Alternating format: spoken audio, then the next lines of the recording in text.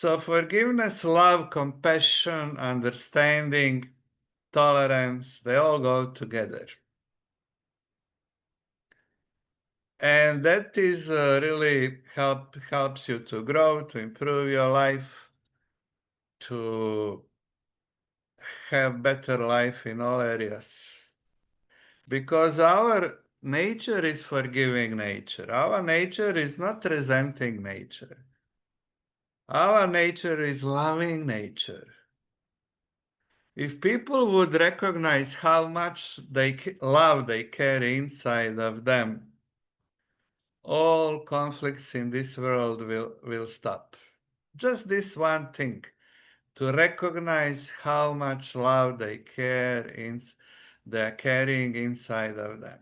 That will stop all conflicts, personal conflicts. It will stop all conflicts between nations.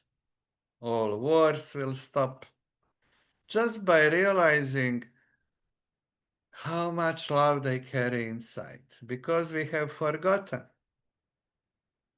We have forgotten how much love, beauty, how much divine qualities, how much compassion, how much understanding we have.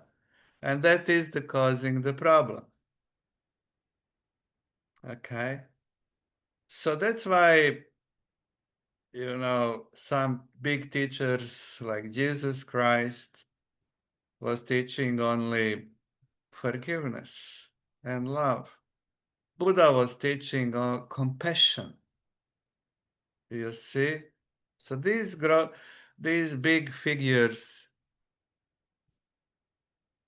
in history, they knew what is going to make you free.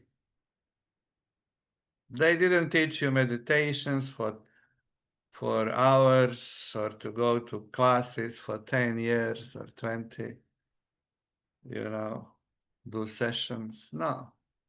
They knew if you truly forgive yourself and others, then you're free. Then you have also compassion and love, and that's all what you need. It opens you up for everything.